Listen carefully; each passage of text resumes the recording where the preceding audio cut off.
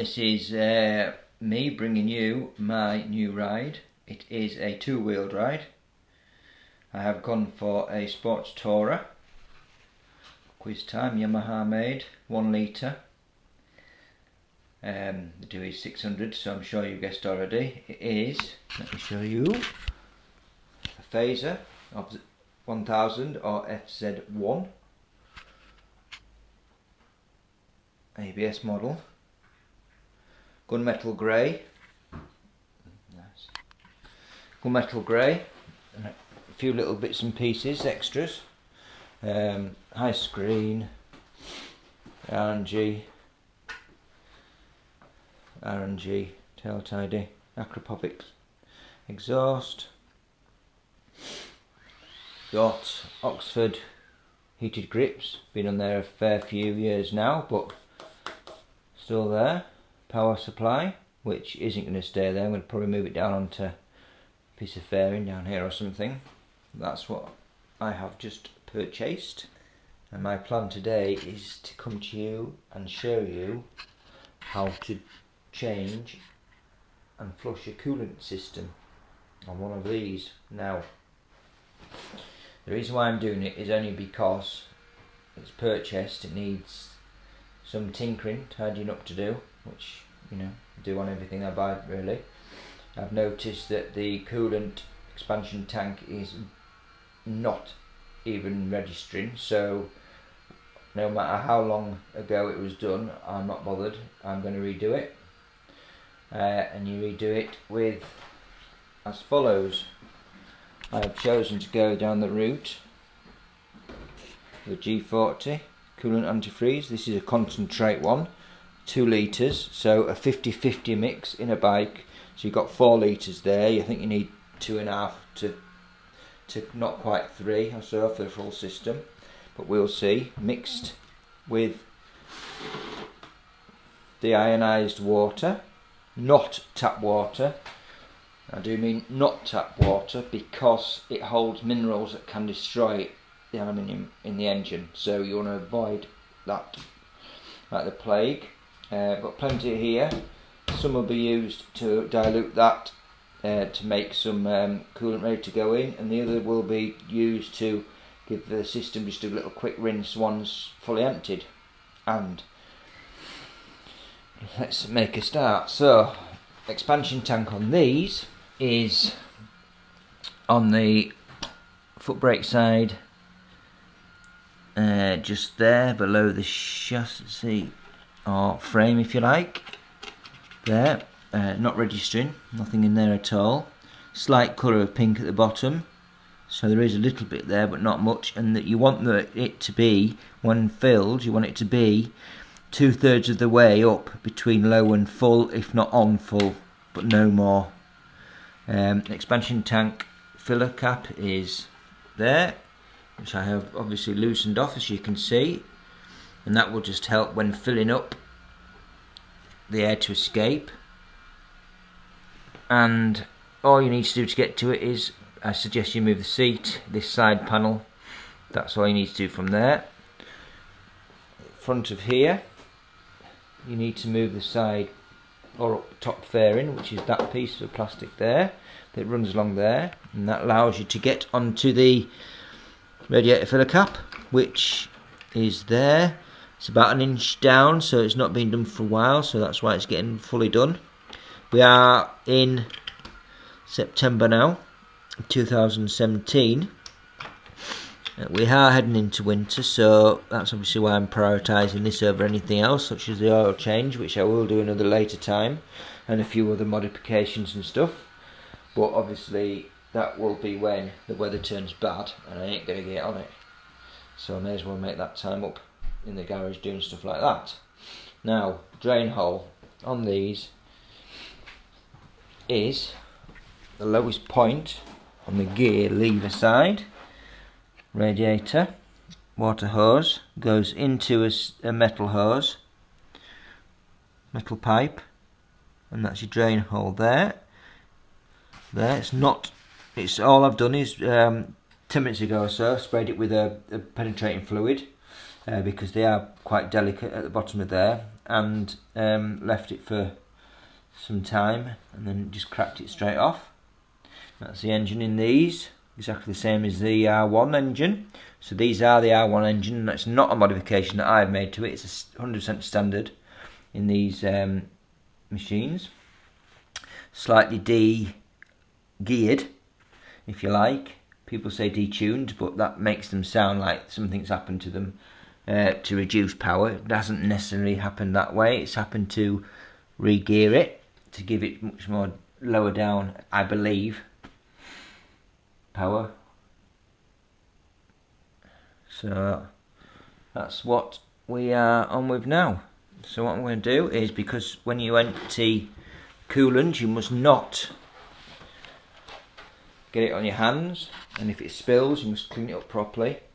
Do not put it down a drain because it's very poisonous to the environment, and also if you've got any animals that drink it, they basically drop dead.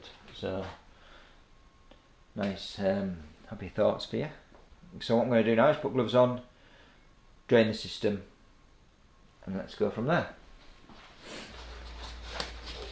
One glove on to start with.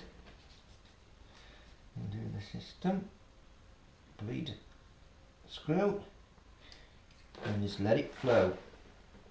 Now it will flow very, very slowly until you go down the other side and take off the filler cap at the top. Now I suggest you have a rag and dry your hands or wipe your hands very, very often with this, because the last thing you want to be doing is touch any paintwork or anything, because it could strip it.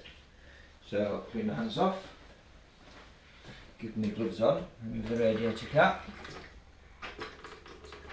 and there we go. You can hear it now speeding up. The radiator cap is fully off, so the system from top to bottom now is fully draining.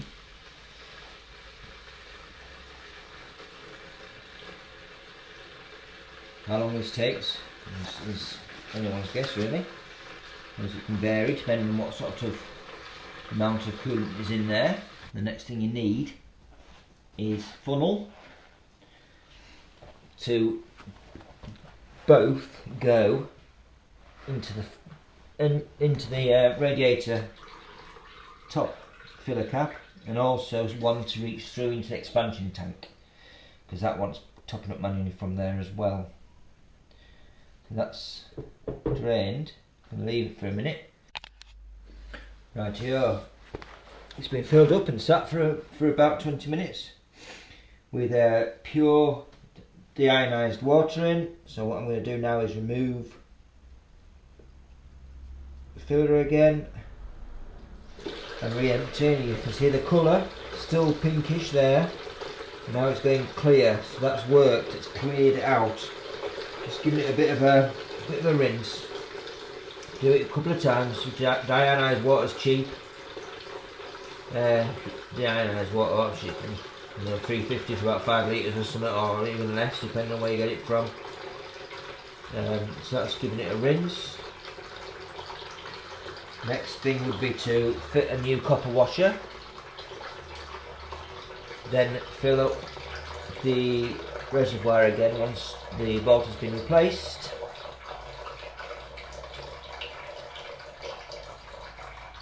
Quite a clear colour that is. It's quite nice. Leave it to rinse. New copper washer.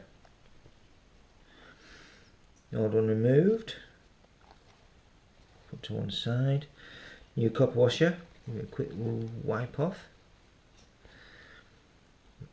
In position. So that's new copper washer ready to go. That's a 50-50 mix. So what I've basically done is emptied that out, measured 2 litres of pure deionized water into there, put in my 2 litres of concentrate, antifreeze, mixed it up, and that's you got your 50-50 for your bike. Now it's emptied out. What I'm going to do is replace the plug, not very tightly, I think it's about 10 Newton meters, but place the plug back in, which is clearly empty now. It's on a slight angle, so bear that in mind. Hands are tight.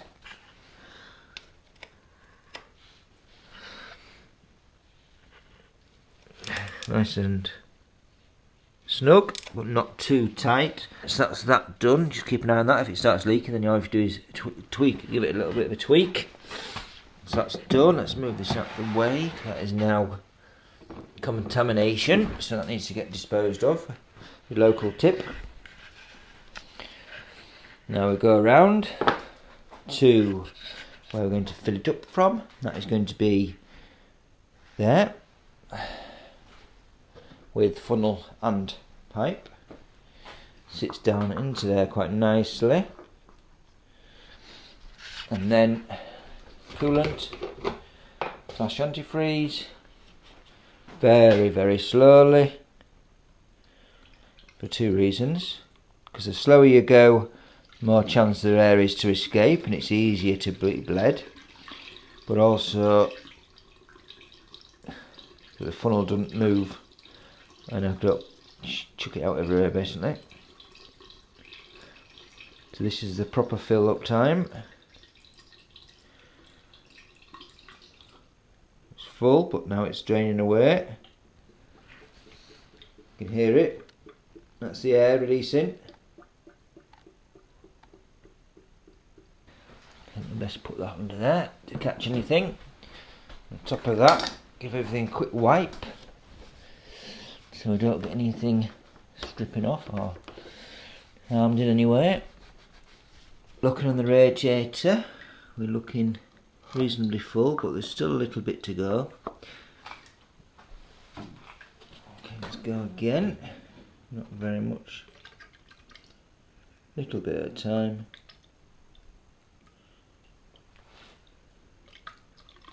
Whoa, there we go.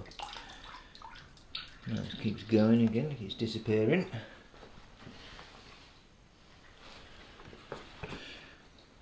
So until it stops disappearing, you keep feeding. It seems we're draining a little bit slower each time.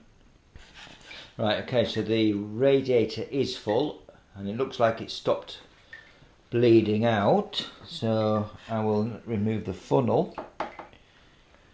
Like so. It's the same again on the expansion tank, but this time we're going to, there's a limit we go to, a measurement, and that measurement is between the high and the low, or at the most, very most, just up to the full line. So keep an eye on that, probably by torch, because it's a bit difficult to see in any situation. No, well, I'll have to keep an eye on it by multitasking, which I'm sure females of the species will be happy to say men cannot do, which is probably fair enough in most cases. As you can see, coming up nicely. Right, that is now just level, or a millimetre at the most below the full line, and that's where you want to be. Obviously, because the reason why it's called an expansion tank is because when the engine gets hot, the water expands, it needs to go somewhere, and what it does, it comes up into here and obviously drains back again into the system. So that is the coolant done on a Fazer